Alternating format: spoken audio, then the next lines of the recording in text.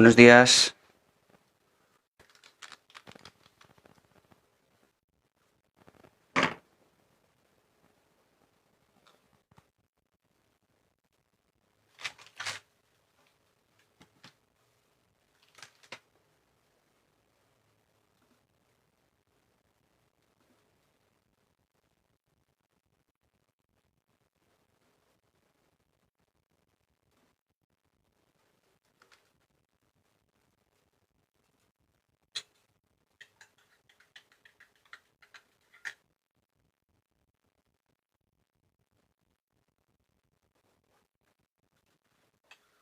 Buenos días.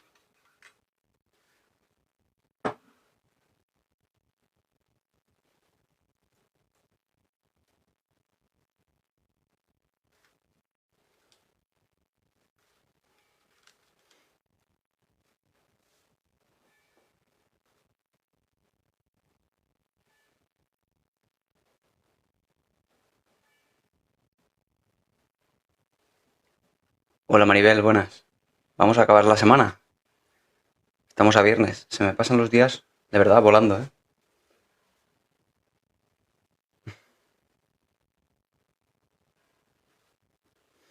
A ver, permíteme que comparta esto. Un momento.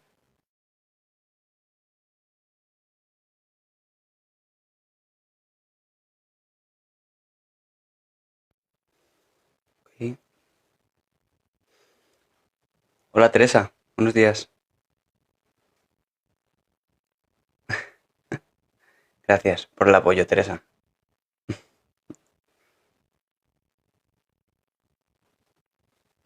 ¿Cuánto aparato tengo ya por aquí? Madre mía. Cada vez se me llena esto más de cosas.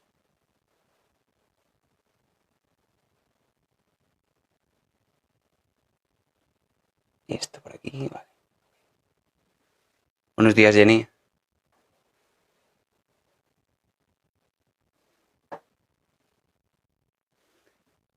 No me voy a poner los cascos, así que si no funciona bien el audio, me lo decís.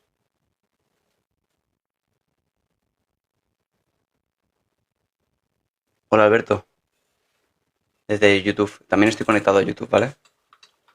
En YouTube y en TikTok. Hola, zombie. Buenos días, Demon. Para que no me conozca, como siempre vamos a hablar de psicología, ¿ok? Y vamos a poner esto también, un poco más de luz. Es que tengo ya muchos aparatos aquí. Demasiados, diría yo. Pero bueno, un poco de luz nunca viene mal. Voy a poner esto aquí, así se ve mejor. Okay. Mejor. Y me falta más luz profesional. Sí, hoy es fiesta, pero bueno, yo trabajo igualmente. No me importa trabajar, en absoluto. Tengo pacientes luego, o sea que... Porque quizá incluso a algún paciente pues le viene mejor. Entonces lo entiendes, Sena. ¿Sabes qué pasa, Laura? Que para mí esto está tan incluido en mi rutina que en absoluto lo considero un desgaste o un... Bueno, sí lo considero parte del trabajo, pero no con mucho esfuerzo, sino que me levanto y sé que tengo que hacer esto y me parece bien. Con lo cual, sea festivo o no, ¿por qué no? Qué empático, muchas gracias por lo que haces. Gracias a ti por estar ahí. ¿Qué opinas de la gente que consulta sus problemas a ChatGPT? Bueno, quizá que no saben la capacidad que puede tener ChatGPT de ayudar o apoyar psicológicamente. Bueno, sabemos y lo vamos aprendiendo cada día porque tampoco es que seamos todos expertos en inteligencia artificial. Sabemos que ChatGPT tiene sesgos, también como los seres humanos, pero sesgos parece bueno, una especie de apoyo hacia ti mismo. ChatGPT, Jenny, es la inteligencia artificial por excelencia. Ese chat en el que tú puedes preguntar cualquier cosa, igual que en Google toda la vida, pero ahora es en modo de conversación.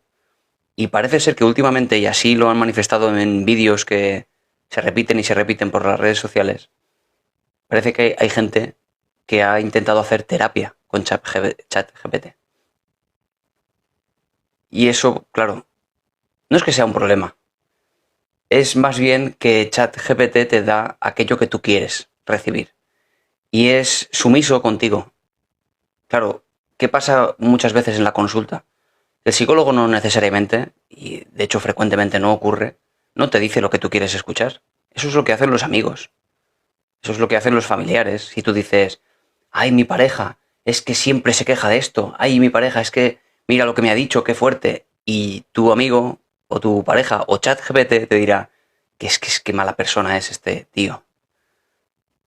Y eso pues no interesa, evidentemente. Tú necesitas escuchar aquello que te está pasando, entenderlo, y si no te gusta, lo vas a tener que gestionar. Necesitas saber por qué te está pasando lo que te está pasando. Y necesitas cambiar cosas, te guste o no te guste. O al menos así se plantea en terapia.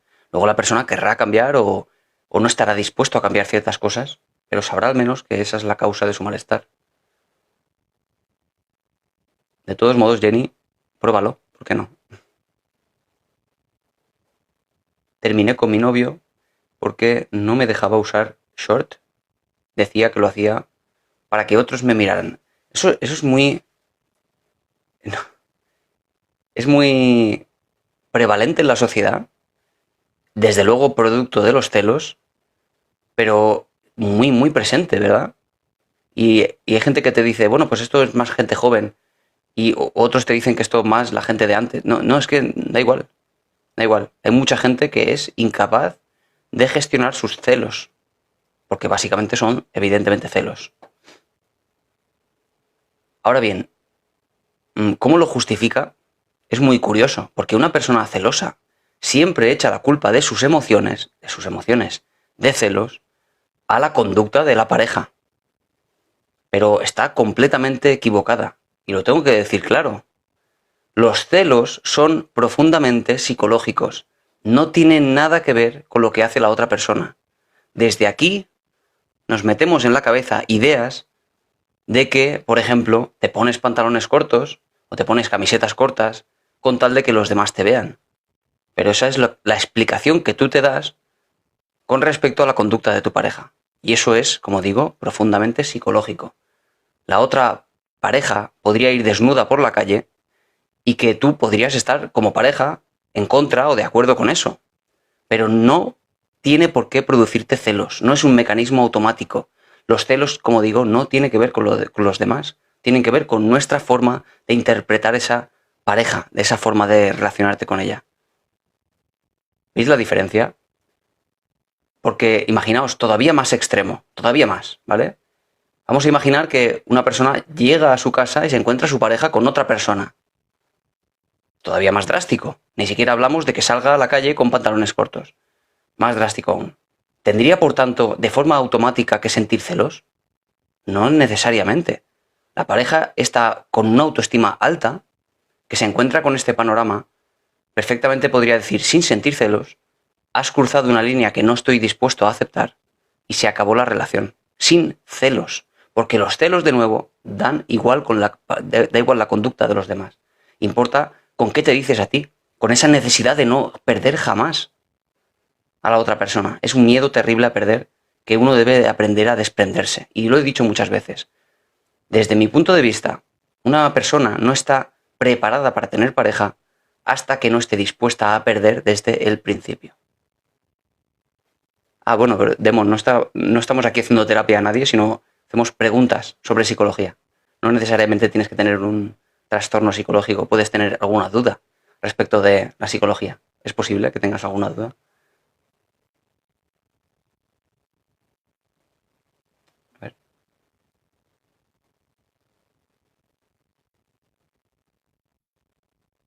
Sí, eso es. Zacron, eso es. Así es. ¿Qué opinas de empezar a estudiar psicología a los 48 años?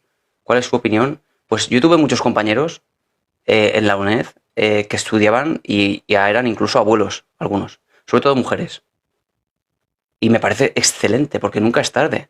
Es que chavales, por decirlo de alguna forma, de 18 años incluso 17, porque se puede ya con 17, porque te coincide las fechas, empiezan a estudiar y no necesariamente, César, van a adquirir más conocimiento porque están en otro mundo.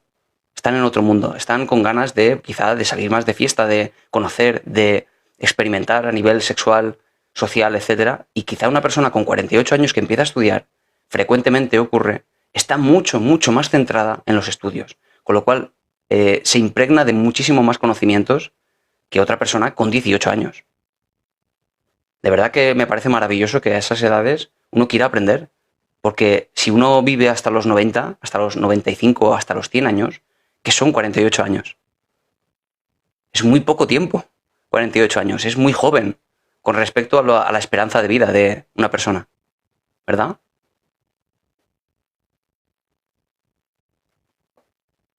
Han hackeado la nube de ChatGPT. Ah, no lo sabía, Daniela, no lo sabía. Se han quedado expuestas muchas vidas. ¿Qué opinas? Pero, o sea, ¿es así? ¿Con nombres y apellidos? ¿O cómo? Se han quedado expuestas comentarios y personas tal cual, ¿no? Con sus nombres y apellidos que han escrito frases. No sabía eso, ¿eh?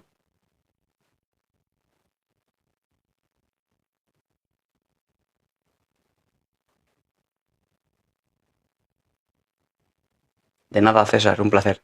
Para eso estamos aquí. Corriente psicológica cognitivo-conductual, que es la que se estudia en cualquier carrera de Europa y el resto del mundo, excepto algunos países que por alguna razón determinada se han centrado más en modelos como el psicoanálisis, sobre todo en Argentina, pero no en toda Argentina, por suerte. ¿Cómo animo a mis hijos a leer? Leyendo tú, hipotenusa, que te vean leer. Sí, el TOC se cura. He publicado algún vídeo sobre el TOC, sobre el por qué ocurre el TOC y cómo empezar a solucionarlo. He tenido muchos pacientes con TOC, desde luego que se cura. Y eso no impide que se acompañe de tratamiento farmacológico si es necesario. Hola María, buenos días. Pero no es necesario. La terapia cognitivo-conductual es muy eficaz para el tratamiento del TOC.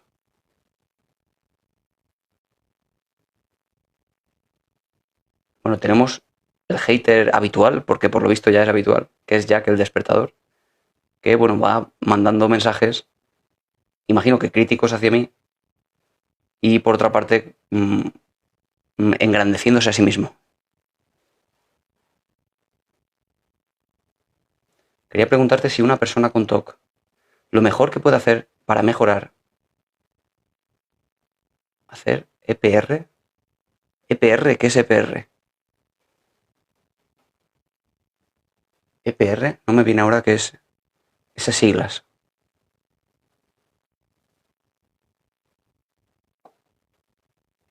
Me he quedado viuda hace 4 meses. ¿Qué me puedes aconsejar? 4 meses es reciente aún. Estás pasando por un proceso de duelo, imagino, y así te sientes, ¿verdad? ¿Te sientes así? Con tristeza, eso que podríamos llamar depresión, que mientras sea normal, pues será duelo y no depresión. Pero si es así, yo te recomiendo, siempre lo recomiendo, cuando aparecen síntomas de duelo o depresión, que nunca se convierta en conducta, porque son sentimientos a razón de un montón de pensamientos sobre la pérdida de la persona, que luego van generalizándose a lo que una persona es, a lo que uno mismo es, a lo válido que es, a lo oscuro que es el mundo. No debe eso, que son pensamientos y que son emociones, convertirse en conducta. No debe uno dejarse llevar por esas emociones y dejar de hacer cosas, y dejar de salir de casa, y dejar de quedar con amigos, etc.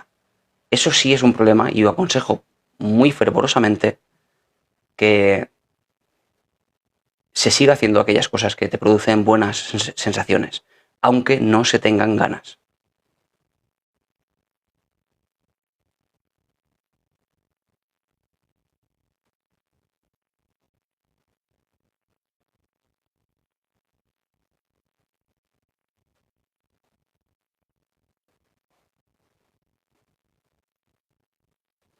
Yo espero sobre todo que no os afecte a vosotros o que vosotros mismos, vosotros y vosotras que me seguís ya tanto tiempo, que que veáis a personas como Jack el Despertador como una fuente de aprendizaje.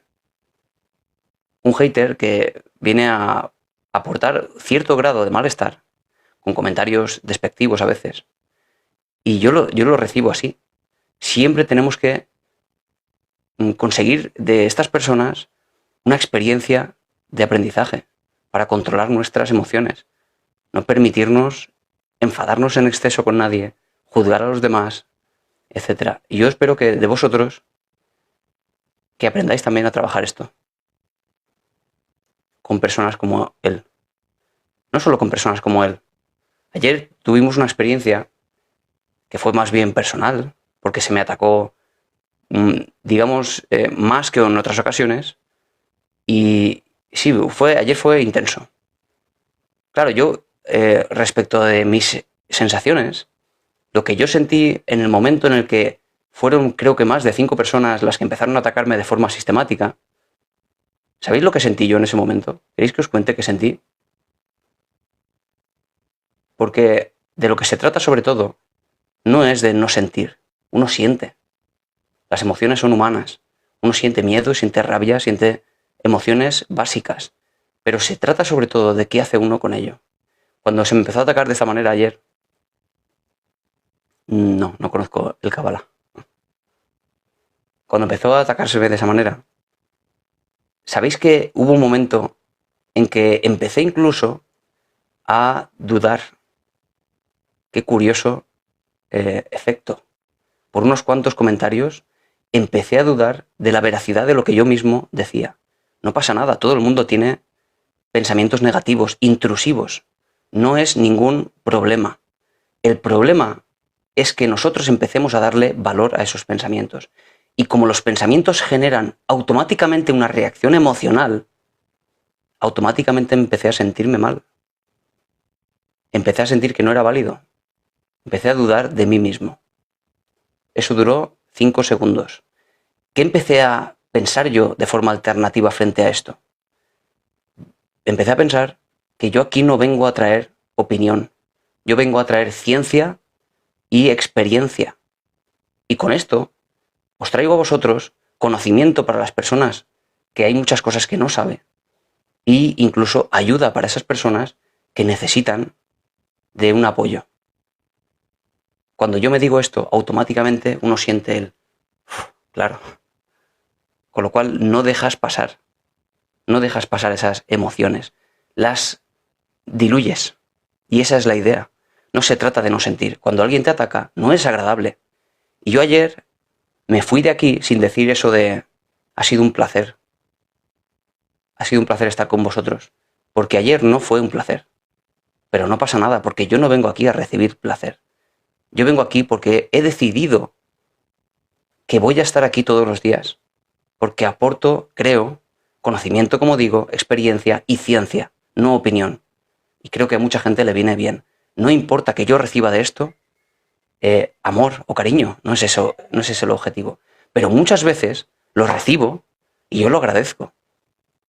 Y quiero que también sepáis que las personas que aprendemos a gestionar nuestras emociones, también sentimos emociones. Sentimos las emociones, solo que más bien es que cuando ocurre esta mala sensación, la gestionamos. Esa es la idea. Y gracias por los apoyos que veo por aquí, que son muchos. Y con eso me tengo que quedar. No con los 5 o con las 5 personas que decidieron atacar cuando aquí hay más de 70 o 80 personas recurrentes que acuden aquí, que están agradecidas o que al menos me entienden o que se sienten en parte conectadas conmigo. Es, como yo he dicho muchas veces, una especie de familia. Pero si hay alguna de las veces que no se convierte en un placer, no pasa nada. Yo seguiré estando aquí. Porque mi objetivo no es recibir de esto placer. Mi objetivo es la divulgación científica, que no tiene nada que ver. ¿Vale? Con lo cual, yo entiendo que mucha gente, como Mamen, por ejemplo, se preocupó por mí, por cómo me podía afectar esto. Y yo quería describir como un psicólogo o como alguien que sabe gestionar sus emociones mediante mucha práctica, cómo lo puede gestionar. Gracias. Y eso mismo quiero que hagáis con esta persona que tenemos aquí comentando tanto, ¿vale? Voy a tener mi primera... Bueno, perdonad por este paréntesis. Sigo respondiendo preguntas. Me ha parecido interesante comentarlo.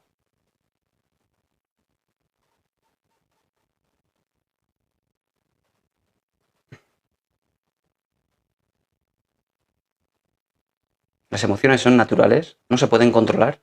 Lo que sí se puede controlar es lo que haces. Efectivamente, Zacron. No se puede controlar la primera reacción, pero el qué te dices después de eso y en lo que haces es lo que puedes cambiar con tal de que esa emoción no vaya más y se diluya rápido. Porque las emociones deberían durar, de verdad lo digo, deberían durar segundos o como mucho minutos. Gracias, Mamen. Si una emoción dura ese espacio de tiempo, será una emoción adaptativa, porque te está enseñando algo, te está pidiendo algo, que hagas algo, que soluciones un problema. Lo que no puede ser es que una emoción dure horas, meses incluso, convirtiéndose en un estado de ánimo. Voy a tener mi primera visita al psicólogo. ¿Cómo tengo que actuar? ¿Te preocupa cómo tienes que actuar? Lo que teme mucha gente cuando va a la primera consulta es no saber explicar cuál es, digamos, la complejidad de su problema. Entiendo que es algo que afecta a mucha gente, pero te diría... A ver, ¿cuál es el nick? Ñañarañá. Te diría que en realidad no te compliques porque va a ir saliendo. Conforme vayas explicando, y yo te recomiendo que expliques cuál es el motivo ahora de tu consulta. Ahora mismo. Si ahora mismo sientes ansiedad, por ejemplo, aunque tú tengas problemas de la infancia, que tengas problemas del año pasado, de un trabajo que tuviste, no importa, cuéntale lo de ahora, lo que ahora mismo te hace acudir. ¿Cuál es el desencadenante del malestar reciente? Y ya luego ir tirando hacia... será él mismo el que te irá guiando hacia otro tipo de preguntas que responderán a las necesidades del psicólogo para entender tu problema. ¿Vale? Ña. O algo así.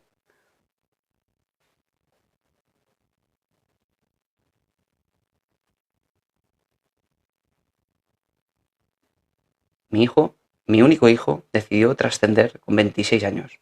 Hace 2 años y aún me duele. Fíjate que es una frase con una literatura incluso bonita. Creo que está muy bien integrado a nivel de narrativa. Porque trascender es una forma de decirlo muy, digamos, asumible. Y sé que aún te duele, claro, y te va a doler toda la vida, pero lo que no tienes que permitir, Jenny, es que eso te destruya. Eso es, que no te destruya. Aunque duela toda la vida. Tiene que estar presente porque es imposible que no lo esté si tenías un afecto que es, por otra parte, biológico. Pero, sin embargo, no puedes dejar que esto de nuevo se convierta en conducta, en dejar de hacer cosas, en encerrarte en tu casa. Eso es lo que debes evitar a toda costa, porque eso sí te va a destruir. Eso es capaz de producirte, de verdad, a largo plazo, la inhibición de un montón de estímulos que lleven a que, bueno, pues te acerque de forma cada vez más probable a la depresión. Y como sabéis, la depresión sí puede destruirte. Es muy capaz. Creo que está en el top 5 de el ranking de muerte. Primero es el cáncer, si no me equivoco, no, el infarto coronario, problemas coronarios. Segundo, cáncer. Tercero, no sé si son accidentes de coche o algo así. Y el quinto, la depresión, por esa palabra innombrable que no puedo pronunciar, porque nos machacan.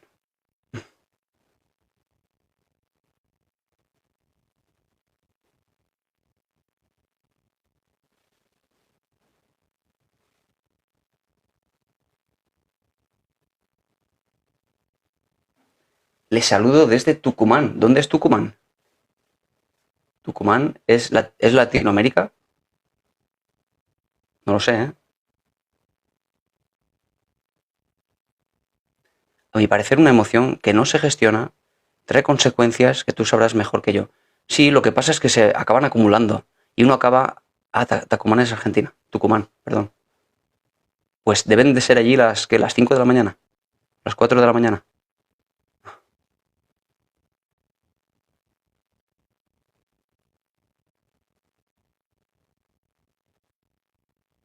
Hermano, te mandé mensaje.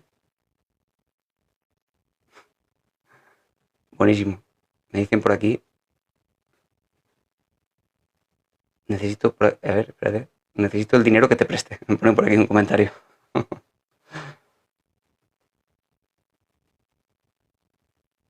Las 5 de la mañana. Wow. Y aquí estás. Sí, es cierto que las emociones no gestionadas se van como acumulando. Y cuando uno traga y traga y traga, al final acaba explotando, que es lo peor, la peor reacción posible. Pero explota no por el desencadenante, sino por todo lo que ha ido tragando, el no haber gestionado. Es que es al final la diferencia entre contener y gestionar. Cuando uno contiene, se calla con tal de no causar un problema con la otra persona. Se calla. Pero gestionar es otra cosa. Gestionar es sentir y procesar, con tal de entender qué es lo que te ha pasado y cambiar esa emoción y que se diluya, que desaparezca, que dure lo que tiene que durar, ponerla en su lugar, en esos segundos que tiene que durar una emoción. Eso es. Las emociones enferman. Bueno, las emociones no es que enfermen, pero es cierto que las emociones, no las emociones, sino los estados de ánimo sostenidos en el tiempo, como tal cual indica el estado de ánimo a diferencia de una emoción, puede acabar por agotamiento, producir un montón de cosas, como por ejemplo el debilitamiento del sistema inmunitario por la vía del cortisol, una respuesta neuroendocrina bastante perjudicial, porque con el sistema inmune debilitado estamos abriendo las puertas a cualquier tipo de célula tumoral, virus, bacterias, etcétera. Eso desde luego. Pero no como tal la puede causar, ¿ok? Claro, ¿por qué, por ejemplo, existen, como nos dice por aquí Zacron, los trastornos por somatización? Existen. ¿Los causan las emociones? Bueno, es un factor de riesgo. ¿Por qué no todas las personas que tienen problemas emocionales tienen trastornos de somatización? Precisamente porque no es una causa. Porque es un factor de riesgo, que es la diferencia. Nada causa nada. Siempre todo en relación a trastornos mentales y físicos es multicausal. No me cansaré de decirlo. Gracias, Carmen. Voy leyendo un poco de aquí y de allá, ¿vale? Porque estoy sí, intentando seguir el hilo y voy a veces leyendo los últimos. Hago lo que puedo, como siempre, ¿vale? Madre mía, somos 160 personas ahora. Somos 100 personas, 160. No vemos.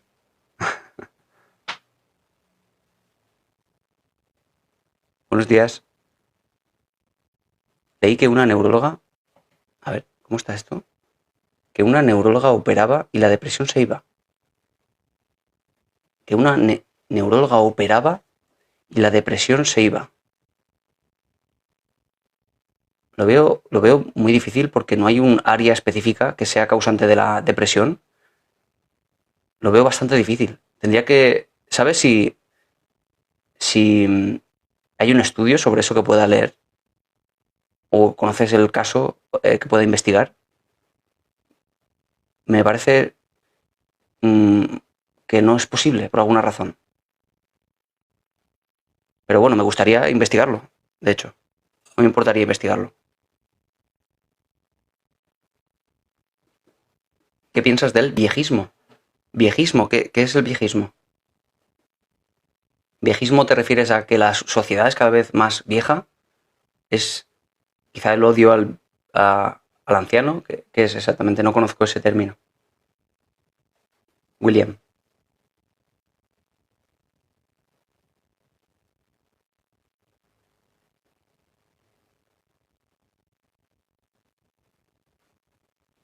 Hola, Noé. No te había visto. El edadismo. Es eso, ¿no? Es el odio a eso, a los ancianos. Adelante, chamaco. Voy a hacer lo que pueda, por responderlo todo. Somos muchas personas aquí, ¿eh? Y haré, como siempre, lo que pueda.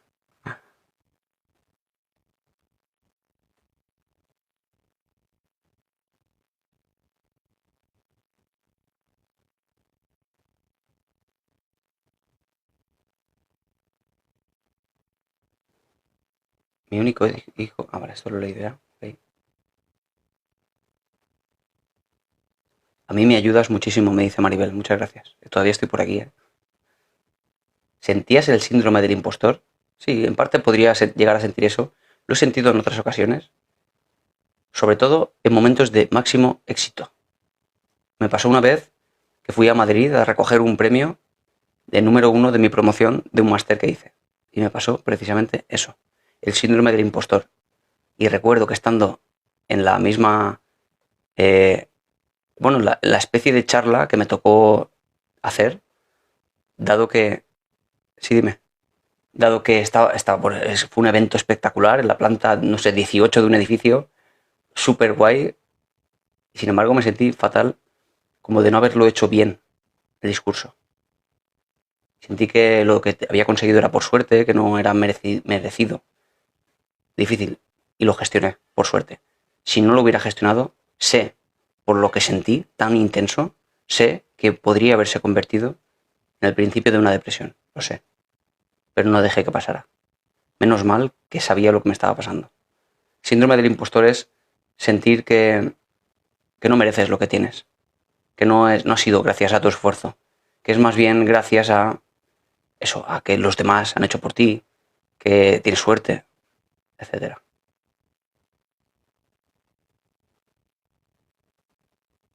Y se pasa pues mal, claro.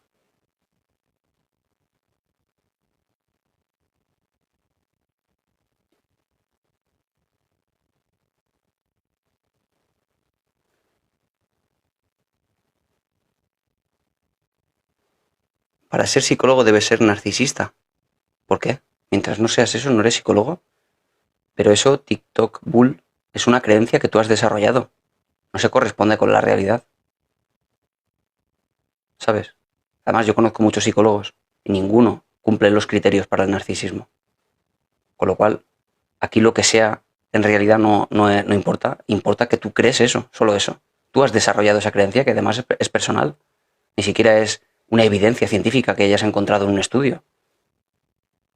Sí se cura. La ansiedad y la depresión tienen cura y el tratamiento cognitivo-conductual es muy efectivo para ese tipo de trastornos, ¿ok?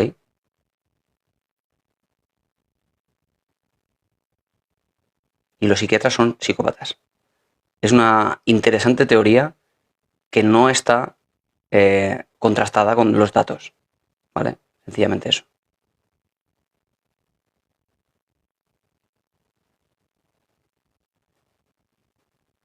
Cuidado con el comentario. Claro, es que van apareciendo y de verdad, confiad en que estoy preparado para esto, ¿vale? Que no os duela. A los seguidores que tengo ya de tiempo, sé que os duele. Confiad en que estoy preparado para esto, ¿vale? Me dice María, ¿cuánto cobras por hacer creer cosas a los demás? No deja de ser un poco la afirmación de que en realidad no hacemos nada por los demás. Pero no importa, lo entiendo. De verdad lo digo, María. Entiendo que no entiendas. Y no hay ningún problema con eso. La terapia TOC es la exposición con prevención de respuesta. Sí, eso es, por ejemplo. Que sería una técnica más conductual que cognitiva, pero de todas maneras lo cognitivo se tiene en cuenta. Es que una de las características del TOC, a diferencia del trastorno, no sé si lo conoces, de la personalidad obsesivo-compulsivo, es que en realidad el paciente es consciente de que sus creencias son erróneas. Sabe que por lavarse las manos eh, solo una vez al día o dos veces, sabe realmente que por eso no va a enfermar. Sin embargo, tiene la necesidad de lavarse las manos. Sabe que no es racional. Y es una característica del TOC. A diferencia, como digo, del trastorno de la personalidad obsesivo-compulsivo, que sí es más grave y que sí que realmente hay un problema en cuanto a la percepción, en cuanto a, digamos, el pensamiento en parte paranoide, que realmente cree que aquello que está haciendo está funcionando para aquello para lo que intenta evitar, me refiero. La compulsión como una forma de evitar aquello que teme, ¿vale? Esa obsesión, ese pensamiento intrusivo. Y si la exposición con prevención de respuesta funciona muy bien. Lo digo porque la terapia cognitivo-conductual es muy efectiva y se incluye, por tanto, estas dentro de la cognitivo-conductual. Buah, es que tengo 190 mensajes aquí todavía por delante.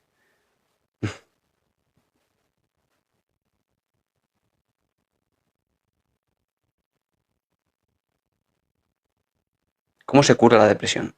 Nos dicen por aquí. Con terapia, en este caso, conductual. En la depresión es necesario trabajar lo cognitivo, los pensamientos, las creencias, las expectativas y todo eso. Es interesante. Pero lo que más funciona es la terapia conductual. Que la persona afectada de depresión, que ha dejado de ir haciendo un montón de cosas que antes le gustaba, algo definitorio de la depresión, por cierto, no solo es tristeza, debe cumplir con el criterio A2 obligatoriamente para poder ser diagnosticado. Que deje de hacer esas cosas que antes le gustaba hacer. ¿Vale? Con lo cual, el dejar de hacer esas cosas le empuja hacia el abismo, porque deja de experimentar esas sensaciones que antes sentía al salir y pues quedar con gente y hacer deporte o lo que sea. Con lo cual, esa reactivación conductual es lo que más funciona, siempre de forma gradual y sistemática, avanzar poquito a poquito, consiguiendo pequeños retos, con lo cual te acabas demostrando a ti mismo o a ti misma que sí puedes. Esa es la idea. Y cambia por consecuencia elementos cognitivos. ¿Vale? Solo por consecuencia. La terapia de conducta. Esa es. La activación conductual se llama, concretamente. Activación conductual.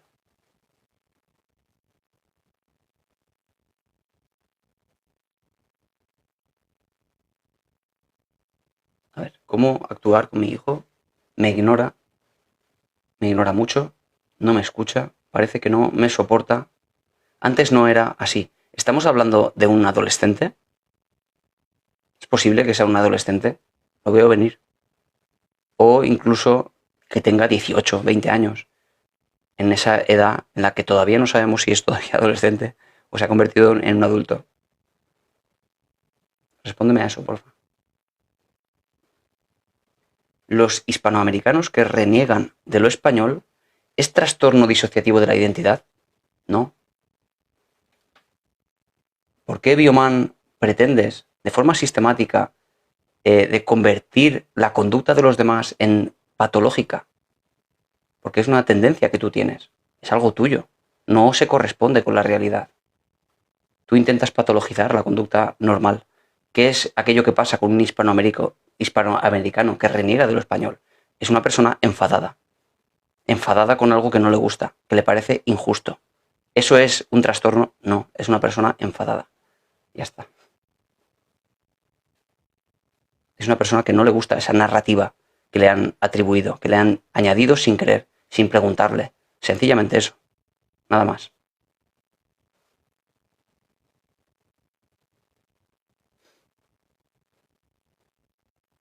Deberían haber psicólogos en todos los colegios, por los niños, para los maestros y por los padres. Sí, deberían de haber. Y entiendo que la mayoría hay, aunque no trabajo en el ámbito educativo, pero entiendo que hay orientadores que vienen de la rama de la psicología. Solo que, claro, habría que quejarse quizá más de la poca capacidad que tienen de atender a todos los niños, quizá, ¿no? También es cierto que no van a ayudar a nivel clínico, no van a tratar quizá problemas de, si soy de España, problemas psicológicos. O sea, no van a tratar quizá la ansiedad que requeriría de una terapia durante un tiempo en cuanto a consulta semanal. Eso no lo va a hacer un orientador. Entiendo que están para precisamente eso, orientar ante las preocupaciones, ante cierto tipo de síntomas, pero poco más, claro. Ese es el problema. Quizá el problema sea la falta de los medios, ¿no? No tanto que haya o no haya.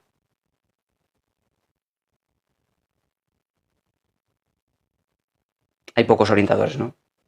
Tatapiki. Sí, soy de España, sí. Alicante. Y aquí hace una calor de miedo. ¿Por qué siempre me dejo el café a medias?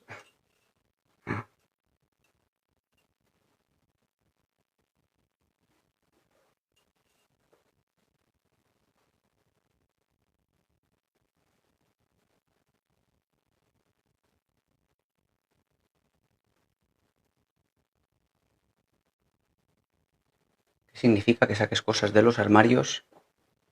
A ver. Que no puedas volver a guardarlos. A ver. Saques cosas de los armarios y que no puedas volver a guardarlos. no puedes, entiendo, porque te da algún tipo de malestar. ¿Por qué no los puedes guardar?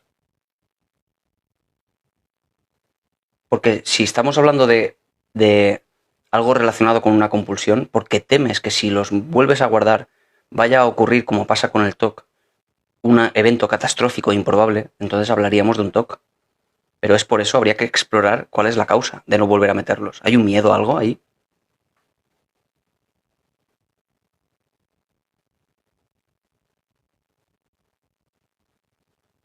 Una consulta sobre la timidez extrema al punto de no poder ni salir de casa.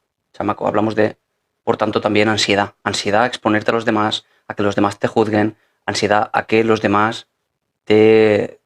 o que hagas el ridículo delante de los demás. Claro, chamaco, la vergüenza es una emoción muy, muy intensa a ciertas edades. Chamaco, no sé qué edad tienes, pero desde luego es más intensa a la edad adolescente. Si no se gestiona y no se aprende nada, luego llegas a la vida adulta sin haber mejorado en ese sentido y has pasado los días pues evitando situaciones sociales, lo cual es siempre un problema.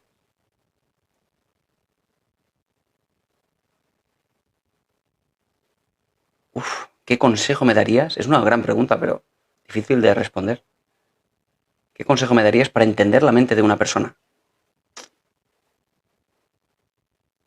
Te diría que te sacases la carrera de psicología, pero claro, como hablamos de 4 años, en el mejor de los casos, pues es un poco complejo de describir.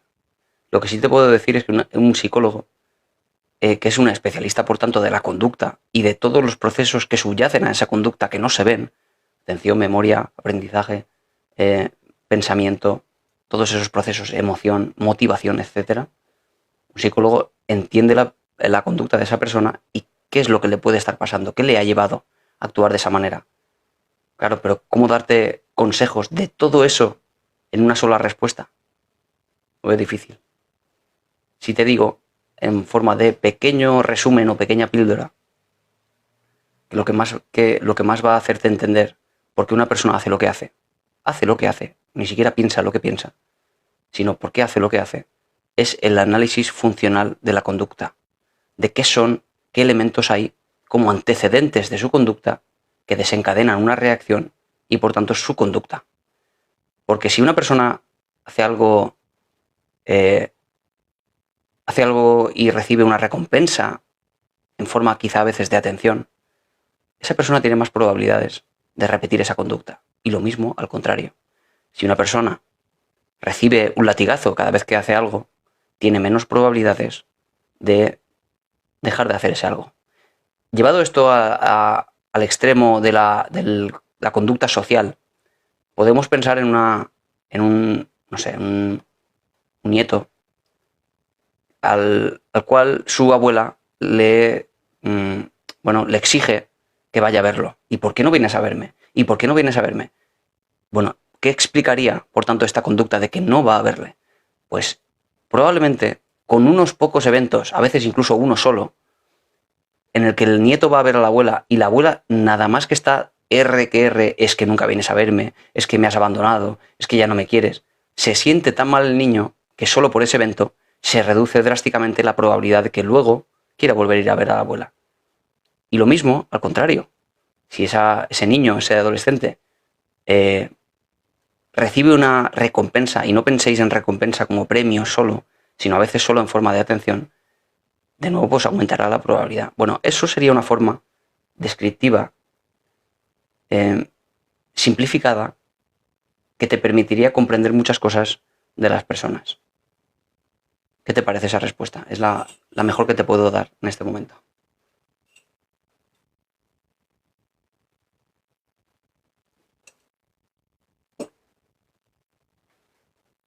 Voy a daros un ejemplo de esto que acabo de decir.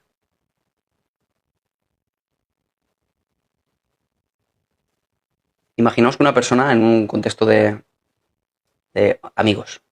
Están con amigos, este mismo chaval, que no va a ver a su abuela. Estoy hablando hipotéticamente, ¿vale?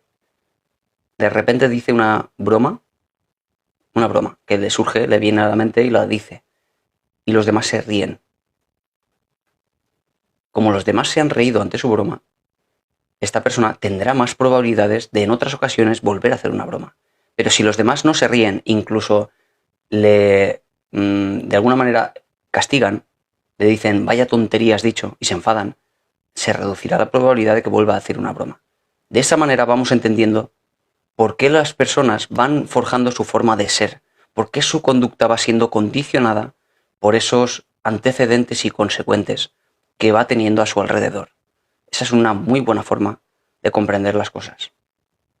Pero claro, hay tanto después de eso, porque no siempre ocurre, porque hay intermediarios psicológicos entre el antecedente y el consecuente, formas de entenderla, interpretar la situación de la persona, valores, principios, creencias, etc.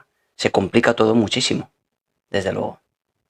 La ley de la atracción no tiene ninguna validez científica, se ha puesto a prueba muchas veces y no funciona. Gran capitán. ¿Por qué elegí ser psicólogo? Porque me veía con bastante capacidad de encontrar la solución a las personas. Innata. Veía soluciones a problemas en general. Eso no me ayudaba en nada, con amigos, por ejemplo, porque habitualmente, dado un conflicto, nadie quiere que le expliques cuál es la solución desde tu punto de vista. Lo único que quiere la gente, sobre todo, es empatía, atención. Pero bueno, yo veía que tenía cierta capacidad, sin que eso me afectase emocionalmente. Me gustaba escuchar a la gente, sus problemas, sin que eso realmente me afectara, sino que más bien lo contrario. Me hacía sentir bien el poder escucharles, el poder quizá hacerles sentir un poco mejor y incluso encontrar soluciones a esos problemas. Quizá por eso. Podría haberme dedicado a otra cosa, pero me gustaba la idea de ayudar a la gente.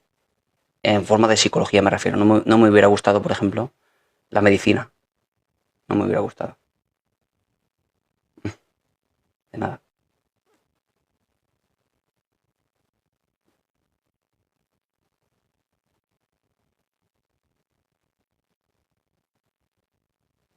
¿Piensas que si controlamos la mente y pensamiento podremos atraer cosas o lo que pensemos? Que es un poco lo que me preguntaban antes, lo de la ley de la atracción.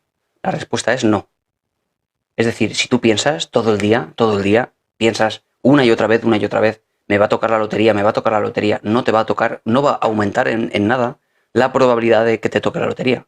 ¿Podría tocarte? Sí, como podría no tocarte, pero no es nada probable. Hablamos de 130 millones de veces que tendrías que jugar al Euromillón, por ejemplo, para que te toque una vez. 130 millones de veces no vas a jugar jamás, ni siquiera vas a jugar 10.000. Con lo cual no es nada probable que te toque. Pensar en eso, pensar en que te toque, no altera nada la probabilidad. Entonces, todo esto es tan fácil poner a prueba y se ha puesto a prueba muchas veces. No funciona. Ahora bien, ¿qué pasa cuando una persona, por ejemplo, porque yo recuerdo además un estudio de psicología muy interesante respecto de la ley de la atracción. Un psicólogo pretendió demostrar la eficacia de esta ley, porque mira, ojalá funcionara, si yo estaría encantado de que funcionara, con la terapia de visualización de Simonton, así se llama. Simonton es el psicólogo que la propuso, muy interesante, porque él decía, si un paciente de cáncer visualiza a su sistema inmunitario destruyendo el cáncer, ¿vale? Lo visualiza y dice, mi sistema inmunitario lo está destruyendo, puede con él, y visualiza a nivel de pensamientos, con los ojos cerrados incluso, visualizando esa batalla campal. Y eso lo hizo sistemático con un montón de pacientes de cáncer para comprobar la validez de esta teoría. Bien, ¿qué dijeron los resultados de este estudio tan interesante que ojalá hubiera sido favorable? Que las personas que se habían visto tratadas mediante esta terapia seguían teniendo el mismo cáncer, pero habían alterado su ansiedad, su depresión y su aceptación del trastorno, de la afectación física del cáncer. Con lo cual, al final, si uno cree en algo, se siente mejor, pero no cambia la realidad. O sea, la ley de la atracción no funciona. Más bien es que si tú te crees capaz de conseguir algo, te vas a sentir más motivado, menos ansiedad, etc. Pero aquello que está fuera de ti no va a cambiar nada de nada. No cambia la probabilidad y se ha demostrado muchas veces, como digo. La ley de la atracción solo es una teoría que ha sido refutada. ¿Ok?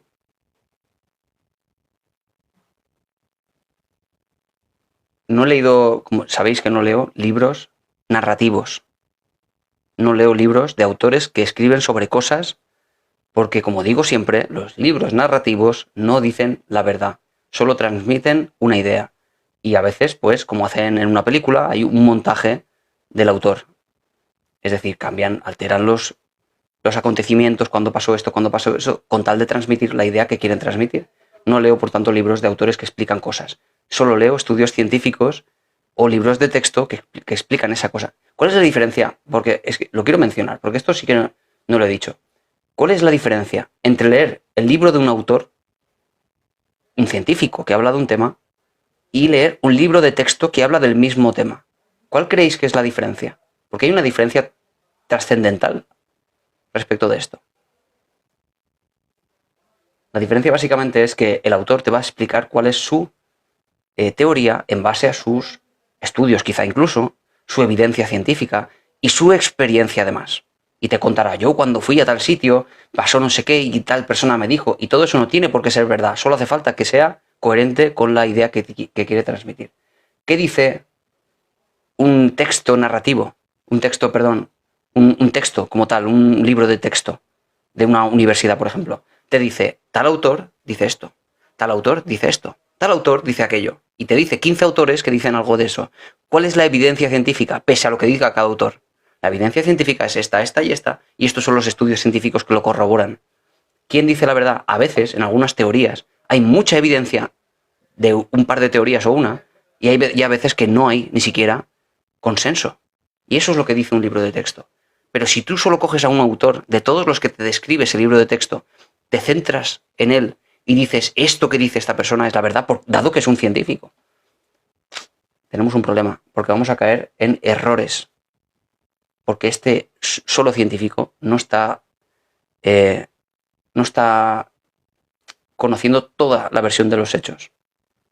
Sin embargo, así funciona la ciencia. Uno investiga, está genial que lo haga, y otro corrobora. Otro hace la replicación del estudio previo con tal de encontrar efectos moduladores al efecto encontrado por el anterior autor. Me están saliendo canas, sí. Me salieron canas desde que tenía 18 años. Fíjate. Tengo 36 ahora.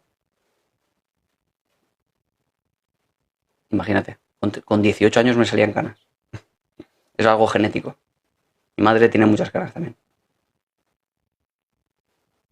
Bueno, voy a seguir el hilo. Está bonito, me dicen por aquí. No tengo intención de tintármelo.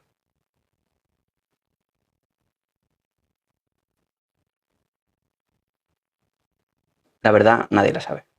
Así es. Para alguien que se descontrola, siento los comentarios que me dejo atrás, lo siento. Hago lo que puedo, Ya veis que yo no paro, no estoy haciendo pausas. Solo para beber café. Por cierto, ¿dónde lo tengo? Se me ha acabado ya. Para alguien que se descontrola agresivamente cuando siente ira, rabia, ¿qué se trabaja? La conducta.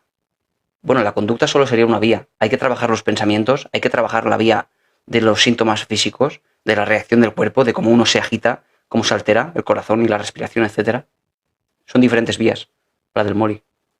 Hay que trabajar las tres partes. Pensamientos, síntomas físicos y conducta. Porque si no lo haces y cambias solo una, probablemente te falten herramientas.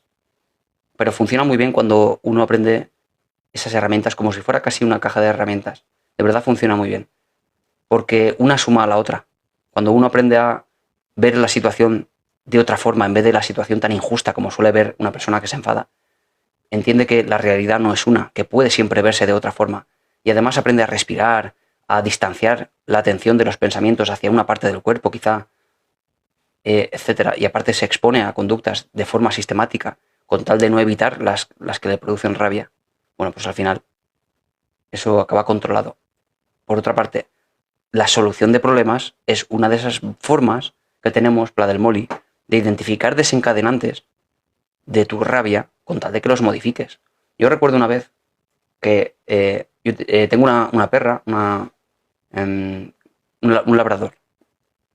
Y cuando yo desde pequeñita la sacaba sin correa, porque tengo un escampado cerca y lo saco sin correa. la sacaba sin correa. Y me hacía mucho caso. Y resulta que en un momento dado, cuando empezó a tener el primer celo, se ve que olió algún tipo de rastro y salió corriendo y no me hizo caso. Yo me enfadaba con eso. Claro, uno tiene que conocer cuáles son sus desencadenantes. ¿Por qué me enfadaba yo? Porque yo tengo aquí metido, por mi padre, que los perros deben obediencia plena a sus dueños. Es una creencia que yo desarrollé, ni siquiera consciente. Estaba ahí codificado porque así lo veía mi padre y así me lo transmitió a mí. Los perros deben obediencia plena a sus dueños. Claro, eso es una expectativa muy rígida que no se va a cumplir siempre. De hecho, mi perra me hacía mucho caso, excepto cuando, mira, pues tenía un acceso de biología pura y de instinto y se iba, ¿no? Claro, yo, ¿qué cambié de todo eso? Para mí fue muy fácil. Fíjate, qué sencillo. Me enfado porque se va la perra. Bueno, pues la voy a atar y no me enfado. La voy a atar y no me enfado, sencillamente. Es que hemos cambiado de eso. Hemos buscado el desencadenante y hemos cambiado, pues, por ejemplo, el entorno. ¿Puedes cambiar el entorno? Sí, puedes sacarla atada y ya no te enfadas. Pero si hay situaciones donde no se puede cambiar el entorno, porque es, pues, no sé, un jefe, un no sé qué que te causa mucho malestar, lo que hay que cambiar es lo de aquí. Yo podía, y así lo hice, flexibilizar mi creencia rígida de que los perros deben excesiva o obediencia plena a sus dueños. Porque yo podía entender, bueno, me gustaría que mi perro o mi perra me hiciera caso. Pero bueno, entiendo que hay veces que su instinto le lleva a seguir un rastro y no lo elige la perra. Ella quiere hacerme caso porque ella está a gusto conmigo. Pero cuando le viene ese acceso no es culpa suya, es pura biología, ¿no? Entender eso, flexibilizar esa creencia, también hace que yo controle mi rabia. ¿Entiendes? O sea, se cambia todas las vías. La del Mori. Todas, no solo una. Identificar desencadenantes. Eso os lo recomiendo a todos. Que cada uno de vosotros que tiene... Madre mía, cuántos comentarios. Hay una barbaridad. Lo siento de verdad lo que no puedo contestar. Os recomiendo a todos que identifiquéis cuáles son esos desencadenantes de cada una de vuestras emociones. Porque no a todos les pasa lo mismo, evidentemente. Unos tienen miedo a unas cosas, otros a otras. Pero en vez de dejarlos como ahí en algún sitio que no es consciente, es mucho mejor ser consciente de ello. Cuando te pase, que digas, ¿por qué me he enfadado o por qué he tenido miedo? Para empezar a dibujar cuál es tu propio mapa emocional. ¿Qué es lo que a ti te produce esto o te produce aquello? Porque eso es puramente personal, no tiene nada que ver con los demás.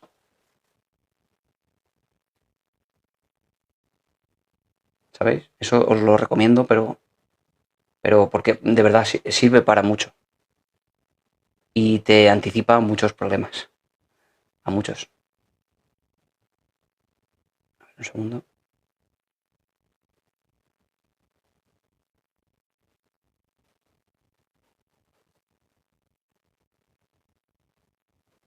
Cambiar nuestra manera de pensar y actuar para controlar la depresión. Sí, la manera de pensar es interesante. Sobre todo incluso, Verónica, como explorando esos desencadenantes que decía, ¿no? Sería muy interesante que si a uno le produce, por ejemplo, tristeza, cuando alguien le menciona, no sé, pues le menciona que no es tan alto, que no es tan guapo o que no ha conseguido, no sé, que tiene un trabajo que no es válido a nivel social quizá, ¿no? Algo así, lo que sea. Si uno identifica que cuando, por ejemplo, una persona que trabaja no sé, de barrendero, por ejemplo, y considera que eso es un trabajo que no es tan válido como otros, por ejemplo, al final no importa la verdad, importa lo que uno piense. Claro, solo es necesario que alguien venga y diga, tú que eres barrendero, ¿qué vas a saber? Para que no sea la persona la que te haga causar tristeza, sino que es ese pensamiento, esa creencia de que ser barrendero es menos, por ejemplo, eso es un desencadenante para ti, para que tengas tristeza. Sería muy interesante identificar todos esos desencadenantes que te dan tristeza para ser capaz de anticiparte y prevenir, por ejemplo, la depresión. Porque si eres capaz de transformar o diluir la tristeza en momentos puntuales, claro, no se va a ir acumulando. Porque lo que pasa a nivel mental con la depresión es que acabas pensando que no eres válido. Y eso son un montón de pensamientos, un montón de creencias erróneas sobre ti mismo o sobre ti misma. Si vas poco a poco, uno a uno, diluyendo todo eso, te estás desde luego fortaleciendo para que no ocurra. Lo mismo con la ansiedad. Si tú a cada uno de esos pensamientos catastróficos, improbables, de aquellas cosas que van a ocurrir, que nunca jamás van a ocurrir, aprendes a diluirlos, a darles racionalidad, identificas esos desencadenantes, desde luego te estás fortaleciendo frente a futuros accesos de ansiedad.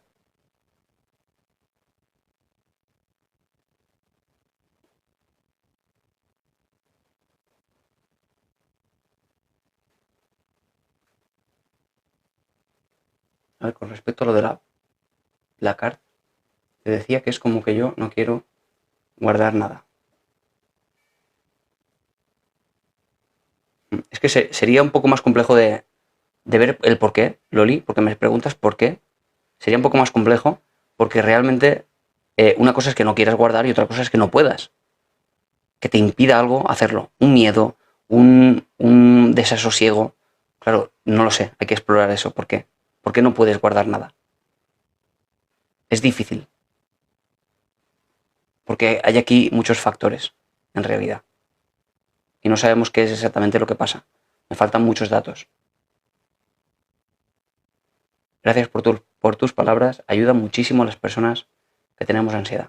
Pues muchas gracias a ti, Rita. Claro, esto es la otra versión. Antes decía que ayer tuve una experiencia. No tan buena como la que suelo tener por aquí. Cuando eso pasa, bueno, pues uno desde luego no siente bienestar. Pero luego está esta otra parte cuando la gente te agradece las cosas. Y tenemos que quedarnos con eso. Porque de hecho, esto es mayoritario. ¿Imagináis que yo mañana, eh, o de cara al lunes, yo tuviese pensamientos de tipo, a ver si voy a iniciar un directo el lunes y me van a atacar? Eso sería ansiedad. Ni siquiera sería miedo. Solo sería la ansiedad, el pensamiento improbable de que eso ocurra, dado que al final hay mucha gente que que sí agradece o que le gusta o que le interesa lo que estoy diciendo. Es la forma de protegernos frente a la ansiedad. Ser racionales, gestionar los pensamientos, generando alternativas a las cuales prestarles atención, al menos de forma cognitiva. Luego tenemos otras vías de tipo fisiológica que tenemos que también aprender a hacer. Uno debe aprender a meditar porque es muy interesante. Y luego, por supuesto, siempre, siempre, lo que más funciona, siempre, para la ansiedad, es la exposición. Si tienes miedo a que, en este caso, y este supuesto ejemplo que os pongo, que el lunes me ataque mucha gente por el directo, lo que más va a funcionar para quitar esa ansiedad va a ser que vaya el lunes y me meta en el directo. Exponerte a aquello que te da ansiedad. Eso es lo que más funciona siempre. Pero si es con la ayuda de herramientas que te hagan que no sientas tanta ansiedad, pues mucho mejor, que es lo que hacemos en terapia cognitivo-conductual. ¿Vale? Bueno, muchas gracias a todos. Voy a marcharme ya. Es viernes ya, es el último día. Y el lunes, pues un poquito más. Como a psicología, como siempre. Aún no he acabado porque tengo todavía terapias, pero... A ver. David, como ser humano, es estupendo, además de psicólogo, gracias. Lo veréis con el tiempo. Muchas gracias, Rachida.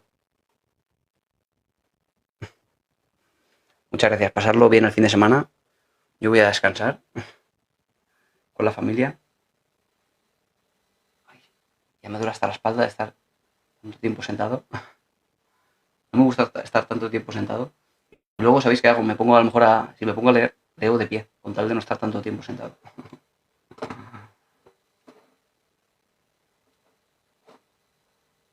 Gracias, de verdad. Mamen, gracias por la ayuda. Gracias, María. Rita, Rachida, Maribel. Noé, que está por aquí también. Bueno, a todos y a todas. Buen fin de semana. Adiós, adiós. Adiós, Maite. Adiós, Estrella.